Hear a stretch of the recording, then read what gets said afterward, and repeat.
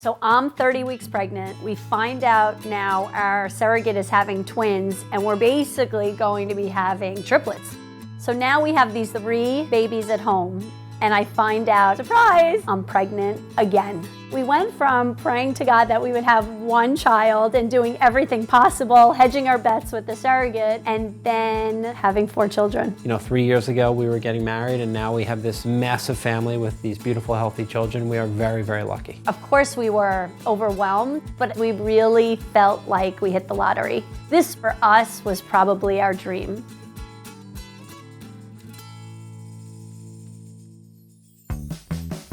So we're a family of 7. Pete and I have 5 children. We have Hunter, who is 13 years old. We have Harlow, who's 26 months. We have Piper and Presley, who are twins at 22 months. And then we have Dylan, who's 13 months.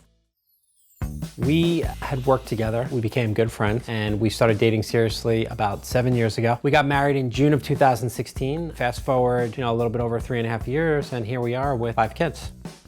I had Hunter from a first marriage. I was around 30, and so it was very easy. Fast forward, Pete and I get married, and I'm closer to 40, and so now it's a lot harder. And so we tried naturally for a long time, and then we decided, well, we had to go the IVF route. That even became really trying.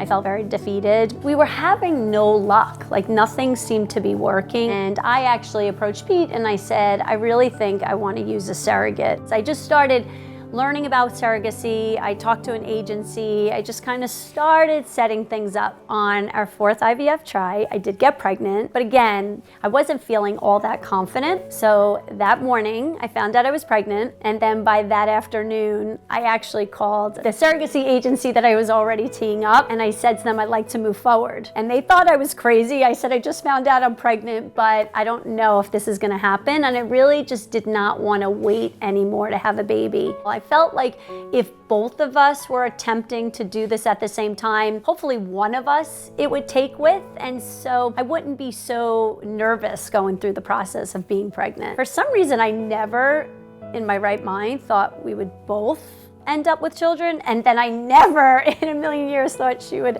end up with twins.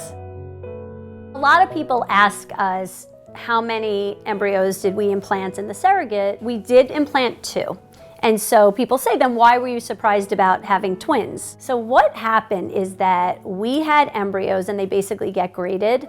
I took the best 2 embryos that we had and I basically put them in me. Only 1 took. So here we are, I put 2 in me, the best, highest quality, and 1 takes. So now with the surrogate, we're going down a level. The embryos we're putting in her are not as good as the first 2 that we used. And so we felt that we, of course, have to put 2 to basically just ensure that we even get 1 to potentially take. And never in our right mind did we think that 1 level down, frozen embryos, would they both take. The odds were really stacked against us for that to actually happen. So our entire life changed the second we got that call and found out we were having twins. We have to think about every scenario possible now that we may really be bringing home triplets. Everything was beating the clock. Like, I was already 30 weeks pregnant. I mean, it literally was like, we have to try and get our life in order. It was pretty wild.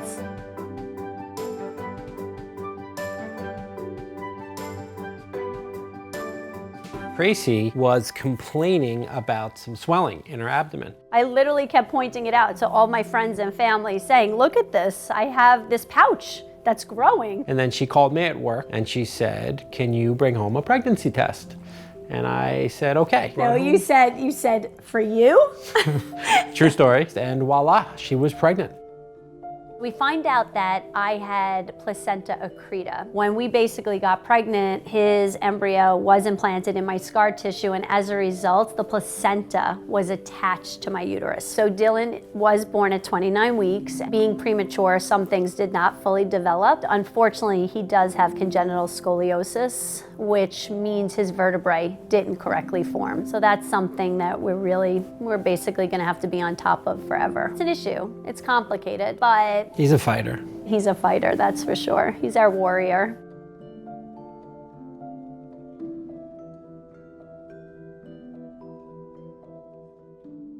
Hunter! Hunter, yours is gonna be ready in 1 minute. Big bite, good. Okay, next. Good job. We basically have 4 right now under 26 months, and so we keep a very strict schedule. I think that's the only way to make it work with multiples.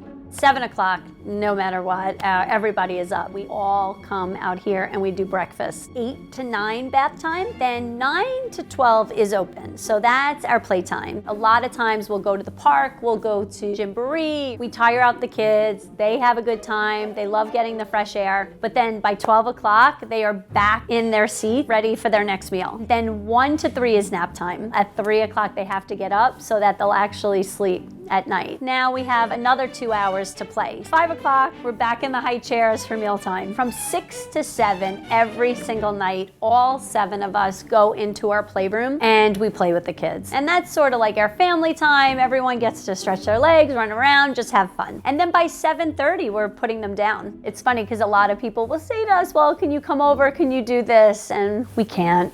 We're really strict to the schedule. In order for our life to be efficient, we really make sure that the schedule is the same and they're doing all the same activities, but they're completely different people. Now I know my ABCs. Yes, I won't you sing with me? Harlow is definitely our performer. She loves to sing, she loves to dance, she's always the center of attention. The twins, Piper, is extremely athletic. She loves to run anywhere. If you will chase her, she will run away from you, and she enjoys it. She loves to take things from the other kids and run away with them, smiling and laughing the whole time. She's also fearless. She falls down, she gets up right away. She's extremely determined. She always gets what she wants. Presley, I would say, is the most intuitive. She always struck me as very intelligent from the day she was born. She's always very aware of what's going on around her, always very aware of her surroundings. She is always playing with all 4 of the children. She definitely has the best relationship with Dylan. She'll actually go over to him and say, baby, Dylan. She'll crawl, she'll try and interact with him and get him involved in everything. Dylan is our fighter. For some reason, I worry about Dylan the least. I know Mom is very worried about him all the time, but I feel like he's been through so much and he is so easygoing about everything and he complains so little. He's always kind of just rolling with the punches. And I also think having 3 older sisters who are extremely strong-minded will be very beneficial to him as he grows up. So Hunter has begged me forever for a sibling. I mean, now, I don't know if he wanted 4. There's 7 of us in this house. And it's crazy. I thought I was gonna have like 1 sibling, and then my mom's like, you're gonna have triplets. And I'm like, wow. And then my mom has Dylan, and then it's pretty like, woof. Hunter is a straight A student. He's class president. He is an athlete. He's like the perfect role model for the girls. So Hunter's role is to play with them. It's so nice having a lot of siblings, and I know it could be hard because it's just so much work. But my mom makes this so fun. Okay, ready? We're gonna go outside. Okay, you have to put your jacket on, Piper, before Hunter can pick you up. We live in New York City with 5 kids, and it's a fantastic experience. The setup is very, very convenient for us. If we need to take them to a doctor's appointment, if we need to go to their school, if we need to meet with a teacher, whatever that day calls for, we want to be able to spend as much time being involved in the kids' lives while maintaining a career for both of us. And the kids love it. The kids love the hustle and bustle. You know, people say it's noisy, there's a lot of people around. That's all they know. I think that's so normal for them. We're never leaving. We actually plan to have our 5 children here to stay. Rarely cries. Uh-oh, 1, 2, we're missing one. I see. Oops. I just counted. I'm like, oops, I see 4. Where's 5? For safety purposes, I mean, I count the kids all the time. I just say, can we do a count? And I just go 1, 2, 3, 4, 5. You never know when one of your children could just slip away. We're outnumbered, right? It's dangerous. And whenever she counts, I immediately look for the 3 girls because Hunter, I'm kind of comfortable that if he's walked off, he can handle himself. Dylan really can't move around yet. Whereas the 3 girls will dart off in every single direction if you give them the opportunity. So once we can get a hold of the 3 girls, that's the emergency count, then I feel like we can expand it to the 5.